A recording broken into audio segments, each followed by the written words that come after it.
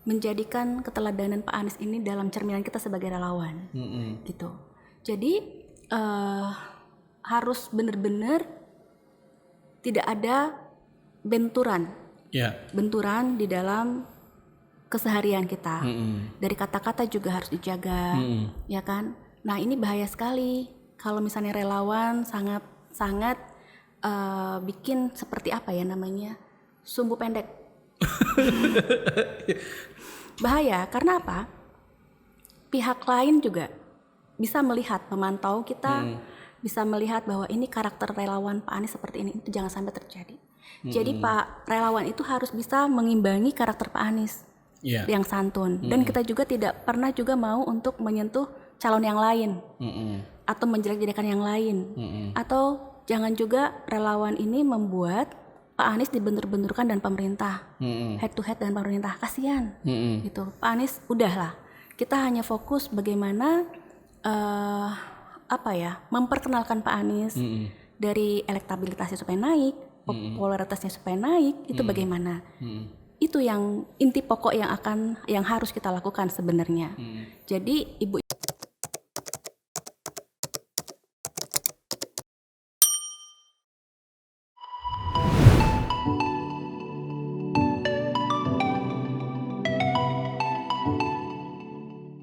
Assalamualaikum warahmatullahi wabarakatuh. Apa kabar pemirsa podcast Rakyat Cirebon? Edisi kali ini studio podcast kedatangan sosok perempuan yang aktif di mana-mana. Beliau adalah Vivi Lutfia Hamid. Apa kabar Ibu Vivi? Alhamdulillah baik. Kalau saya nyebut perempuan yang aktif nggak salah kan Bu ya? Ya memang aktif ya. Aktif di mana aja Bu? Aktif dalam kehidupan sehari-hari, saya sebagai ibu, sebagai perempuan yang biasa beraktivitas di luar, yang alhamdulillah masih bisa dibutuhkan tenaganya dan pikirannya untuk saat ini ya. Saya aktif juga di Kadin, selain itu juga saya aktif di organisasi relawan, organisasi relawan Payung Anies Indonesia. Relawan Payung Anies, kan episode kemarin kita sudah kedatangan Pak Said Ba Umar. Beliau berbicara tentang kerelawanan juga, karena mungkin satu frekuensi juga ya dengan Bu Vivi. Betul, di Payung Anies gitu loh. Tapi yang menarik kita akan membahas tentang ya mungkin menyinggung Payung Anies secara spesifik tentang sosok yang diusungnya gitu loh, dari perspektif perempuan gitu loh. Tapi sebelum jauh ke sana, saya pengen denger dong dari Ibu gitu, sebetulnya kita ini di Indonesia negara demokrasi yang suara satu orang dengan orang lainnya tuh bernilai bobot yang sama secara politik gitu loh. Betul. Nah kalau dari sudut pandang Ibu sebagai seorang perempuan, apa sih atau bisa nggak sih perempuan itu memberikan sumbangsi untuk ya boleh dibilang arah yang lebih baik bagi bangsa Indonesia? Oh sangat ya, karena yang seperti yang kita ketahui bahwa jumlah penduduk Indonesia itu kurang lebih 375 juta jiwa. Nah 49,53% itu adalah perempuan, dan 70% dari jumlah itu adalah pemilih yang punya hak pilih. Nah itu kebayang nggak suaranya sangat signifikan gitu. Nah perempuan sendiri sebenarnya itu harus juga paham bahwa politik itu penting, perlu, karena dalam kehidupan sehari-hari dari bangun tidur sampai tidur kembali itu muat dengan politik. Contohnya mereka aja untuk menawar ke penjual sayur itu kan perlu pakai politik kan. Nah itu harus dipahami. Dan kita sebagai perempuan juga tidak bisa tinggal diam, karena untuk masa depan bangsa Indonesia ini mau bagaimana itu ada tangan kita sendiri. Makanya kita juga harus paham bahwa kita harus tahu mana nih figur yang layak untuk dijadikan sebagai presiden, next presiden Indonesia, seperti itu. Kaitannya dengan Payung Anies Indonesia ya.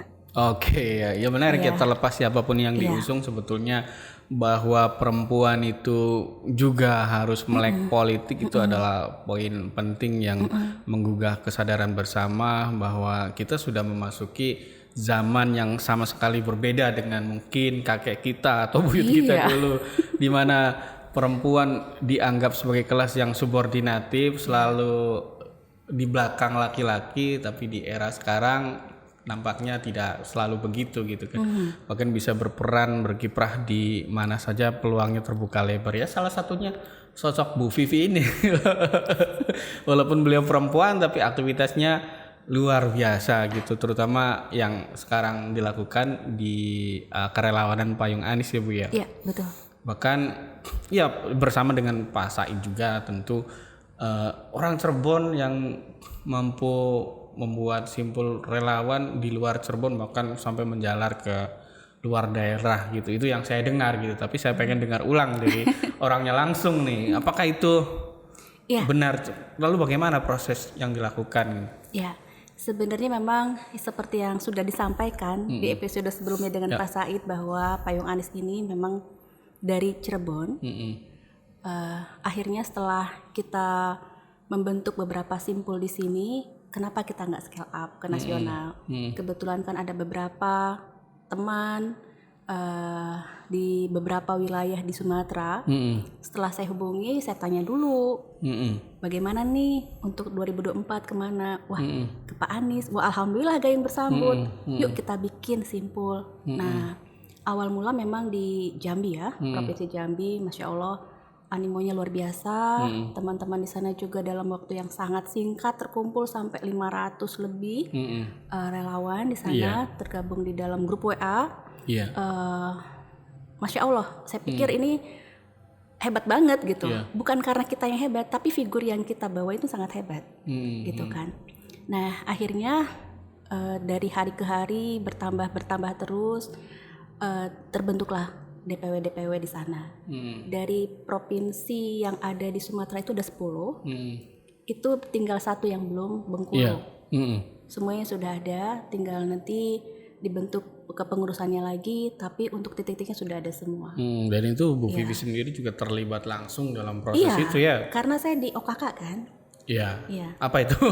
OKK itu organisasi, kaderisasi dan keanggotaan. Oke. Ya, jadi kaderisasi dan keanggotaan. Itu membuktikan bahwa kapasitas perempuan menjadi organisator lebih tinggi lagi, menjadi seorang leader gitu lah. Sebetulnya kualitasnya boleh diadu ya. Mohon maaf saya tidak merendahkan, tetapi kan mayoritas yang terjadi saat ini secara statistik gitu ya, laki-laki masih mendominasi pos-pos strategis sebagai pemimpin gitu. Menurut Ibu gimana sebaiknya? Begini ya, kita juga sebenarnya perempuan itu banyak sekali manfaatnya untuk hidup ini, terlebih untuk dirinya sendiri, untuk keluarga, juga sebagai istri, dan juga sebagai pendidik untuk penerus bangsa. Itu tugas yang penting. Kalau kita bisa membuat waktu yang hanya 24 jam ini lebih bermanfaat, tapi tetap kita nggak bisa keluar dari kodrat kita sebagai perempuan yang memang harus mengurus keluarganya. Nah itu bedanya. Saya sebenarnya menyikapi hal ini, tetap pemimpin itu harus laki-laki. Kalau bagi saya. Oke, iya. Enggak apa-apa. Iya, seperti itu.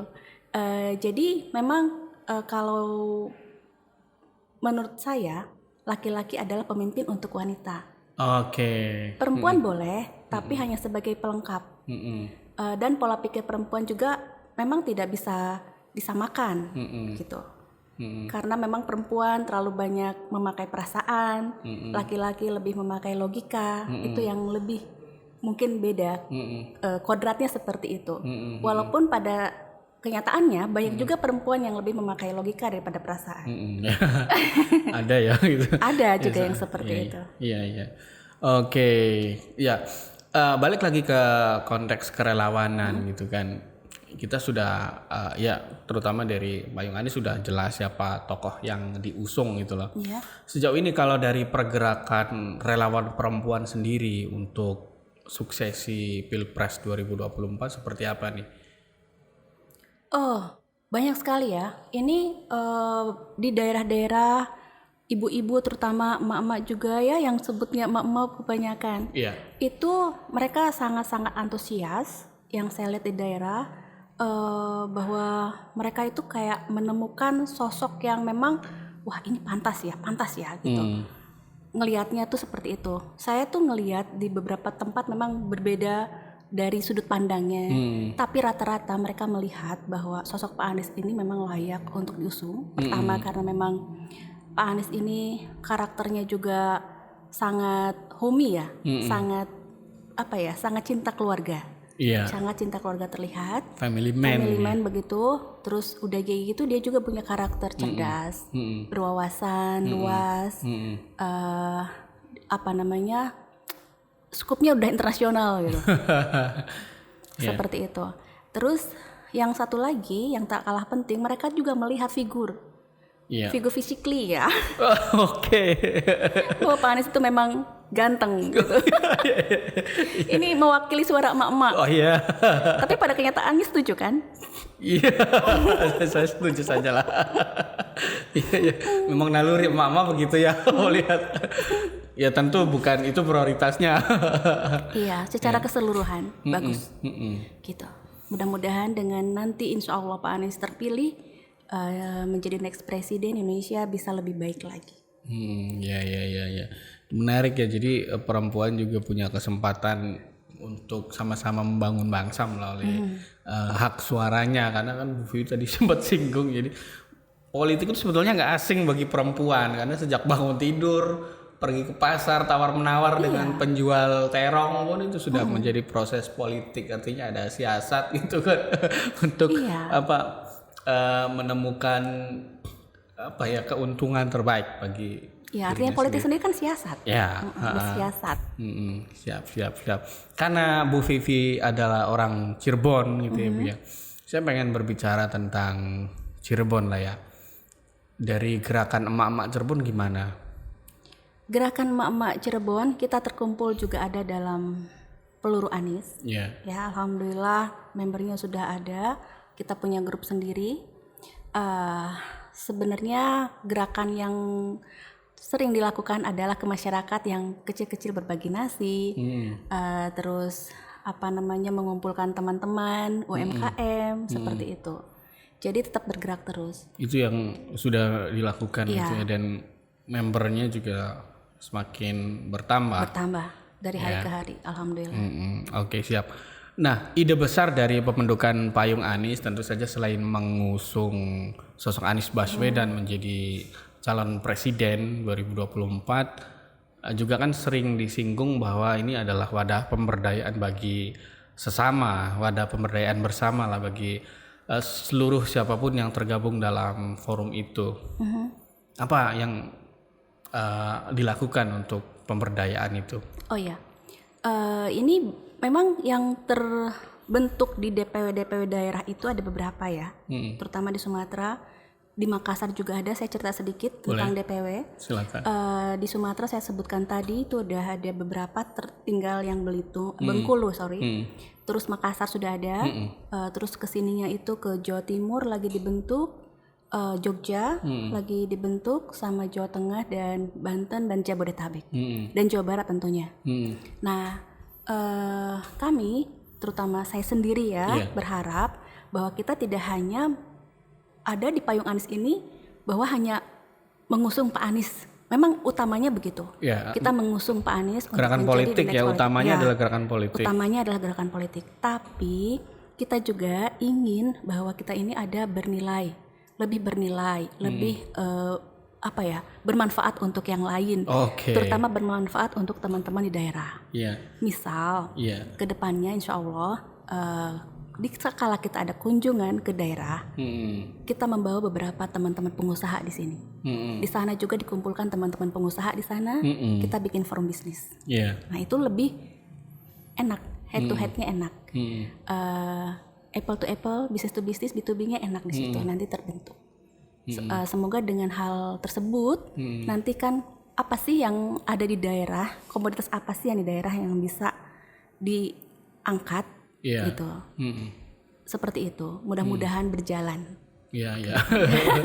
Karena Bu Vivi ini sosok pengusaha, jadi cara campaign-nya juga selalu berbau-bau entrepreneurship.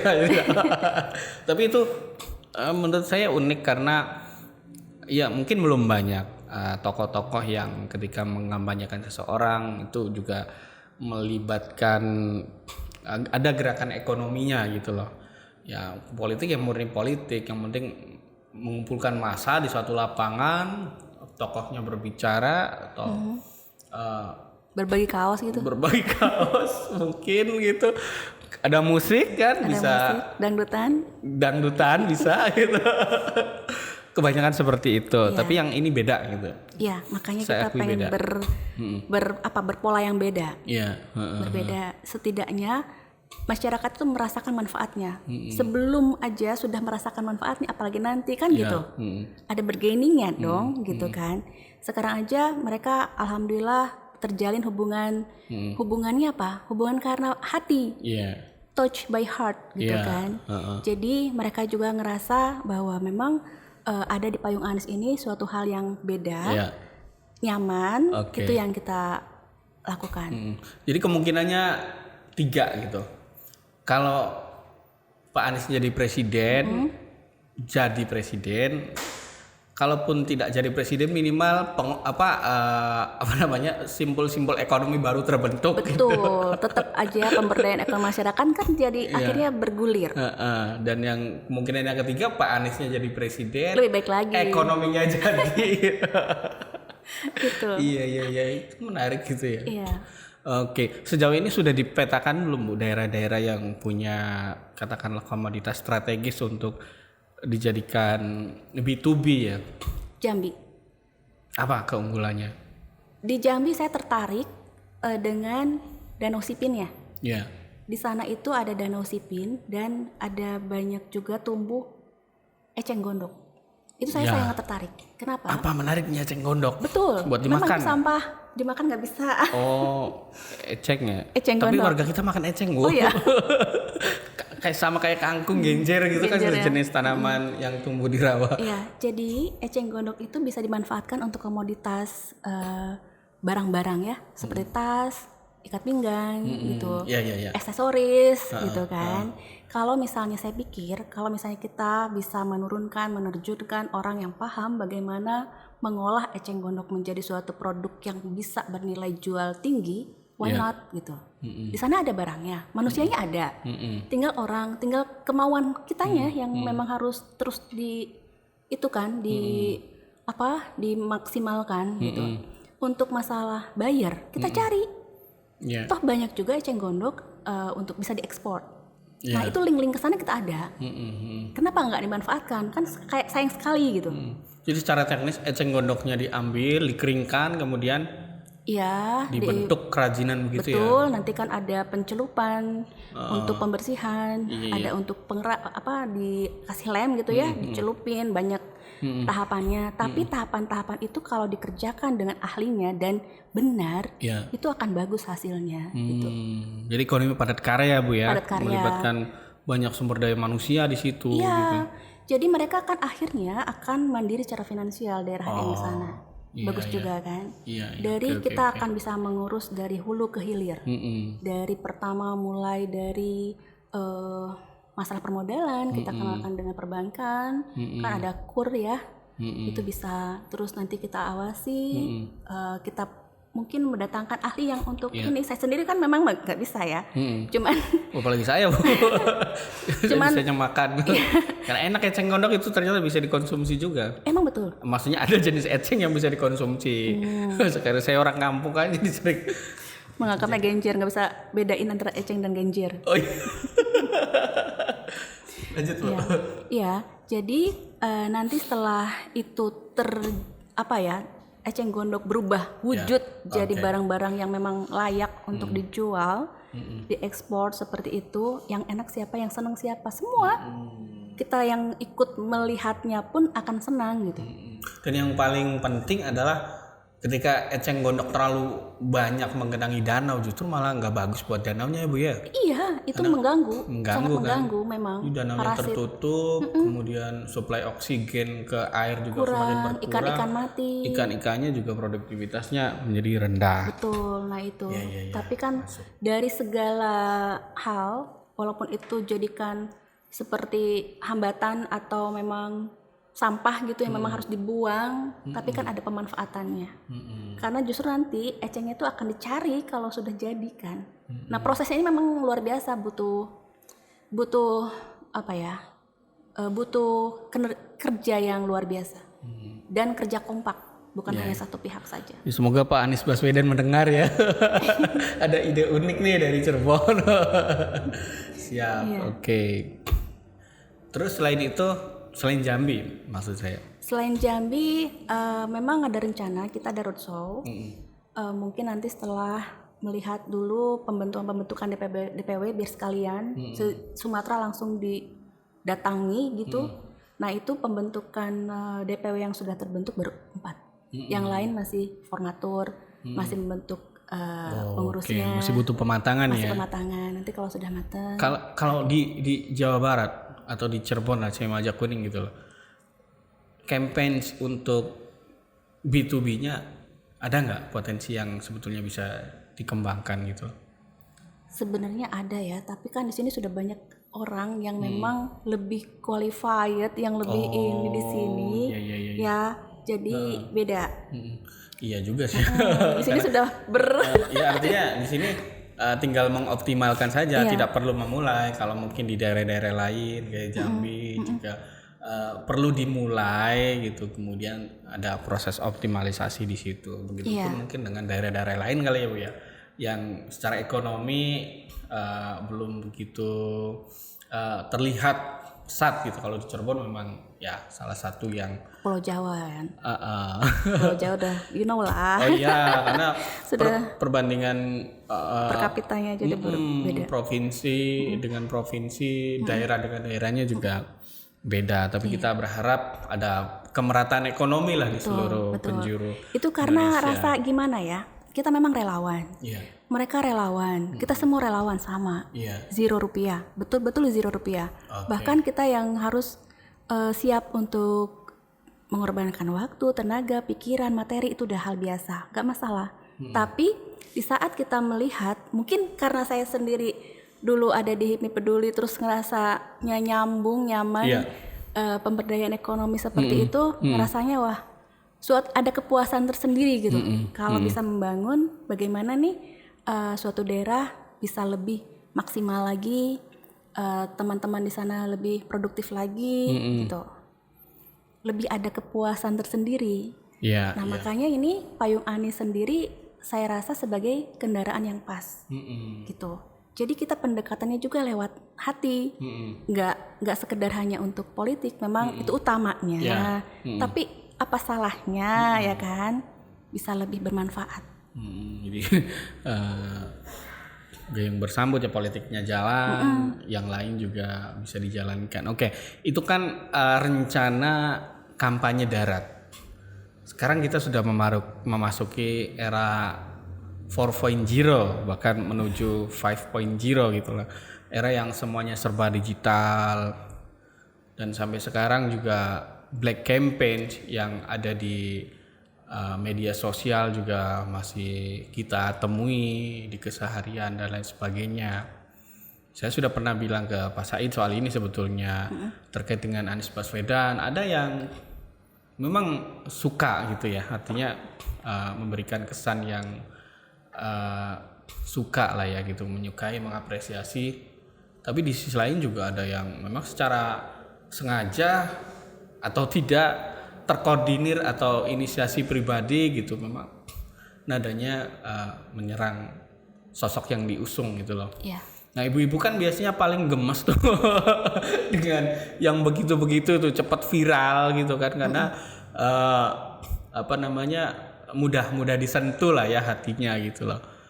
Sikap ibu lah ya sebagai salah satu, sebagai perempuannya atau sebagai ya perempuan yang berpengaruh besar pada gerakan kerelawanan Iya. Anies Baswedan. Begini, jadi memang di grup-grup itu sendiri saya membuat beberapa grup memang, jadi adminnya. Dan saya membuat aturan sendiri di dalam grup bahwa kita memang sebagai relawannya Anies harus Grup menunjukkan ini ya, grup media sosial ya ya, maksudnya ya. Kita harus menjadikan keteladanan Pak Anies ini dalam cerminan kita sebagai relawan, gitu. Jadi harus benar-benar tidak ada benturan di dalam keseharian kita. Dari kata-kata juga harus dijaga, ya kan? Nah ini bahaya sekali kalau misalnya relawan sangat bikin seperti apa ya namanya, sumbu pendek. Bahaya karena apa? Pihak lain juga bisa melihat, memantau kita, bisa melihat bahwa ini karakter relawan Pak Anies seperti ini, itu jangan sampai terjadi.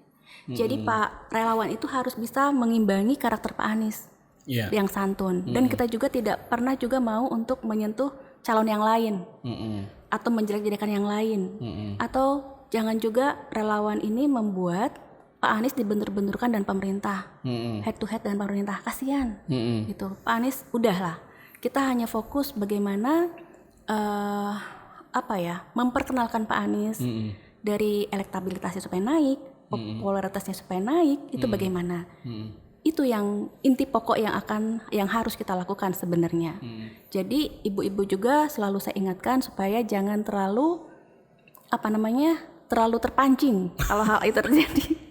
Iya, memang ya namanya emosi ya, pasti ada. Tapi ya harus diadem-ademin, itu yang sebenarnya yang dilakukan selama ini gitu. Karena ya mau dimanapun juga sama sebenarnya kan. Ada masalah apa-apa langsung loncat, masya Allah. Ini lagi membenturkan Pak Anies dengan pemerintah yang existing sampai saat ini itu manfaatnya apa juga Tidak gitu ada. kan? Karena kan dipastikan tidak ada persaingan juga karena Pak Jokowi juga tidak akan nyapres lagi. Mungkin persaingan politik ya antara Pak Anies dengan tokoh-tokoh lain yang memungkinkan secara undang-undang menjadi calon presiden maupun calon wakil presiden gitu kan. Iya. Iya. Itu caranya gimana tuh supaya emak-emak nih bisa adem gitu loh. Sementara di sisi lain juga mereka antusias ya, kita sebut antusias itu, bersemangat untuk berkampanye di media sosial. Iya.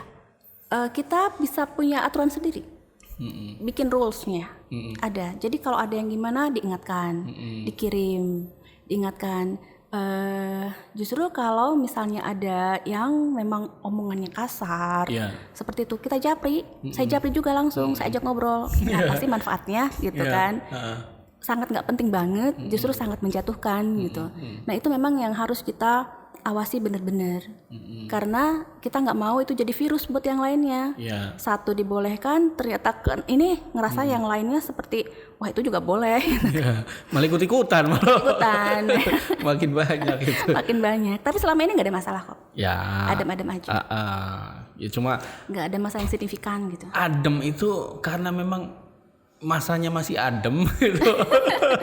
Atau memang adem beneran karena kan kita masih permulaan ini kan. Iya betul. Tapi dalam tahap ini masih bisa masih dalam tahap yang wajar. Belum sampai bagaimana. Perang sesungguhnya kan setelah ada penetapan capres cawapres baru. Justru ini adalah misalnya begini, ada orang yang bilang nanti deh saya aktifnya kalau sudah Pak Anies jelas. Jadi itu salah.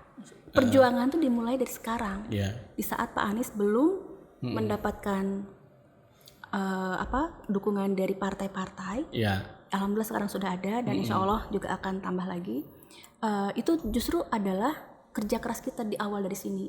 Bagaimana kita menyampaikan ke masyarakat bahwa Pak Anies itu adalah memang layak untuk didukung gitu. Nah itu tugas yang sebenarnya sebelum praknya. Nah kalau sudah ini kan enak gitu, tinggal meneruskan kan. Sebenarnya dari sekarang bagaimana menciptakan popularitas Pak Anies di masyarakat, mengenalkan yang tadinya nggak kenal jadi kenal. Jadi Jawa Tengah juga kalau tanya mungkin ada yang nggak tahu bahwa Pak Anies adalah dulu gubernur Jakarta. ya kan? Tapi karena kita perkenalkan, akhirnya jadi tahu. Yang tadinya tidak tahu jadi tahu, yang tadi tidak sayang jadi sayang. Iya. Begitu. Oke, siap. Terima kasih banyak Bu Vivi sudah banyak berbagi tentang aktivitas kerelawanannya gitu lah. Sama-sama. Kita akhiri ya podcast Rakyat Cirebon dengan pembahasan kerelawanan dari sosok Ibu Vivi Lutfia Hamid gitu. Saya berharap sih nanti kita bisa bahas tema-tema yang lain gitu. Boleh. Atau ada progres apa dari pergerakan relawan perempuan yang mendukung Anies Baswedan. Sementara kita cukupkan dulu, Bu. Iya. Oke, semoga tayangan ini banyak manfaat bagi para pemirsa podcast Rakyat Cirebon gitu kan, menjelang pemilihan presiden pada tahun 2024. Semoga bisa menjadi referensi politik ya. Kita akan jumpa lagi di edisi podcast Rakyat Cirebon selanjutnya, tentu dengan narasumber yang tidak kalah menarik dan tema-tema yang terkini gitu. Saya akhiri, wassalamualaikum warahmatullahi wabarakatuh.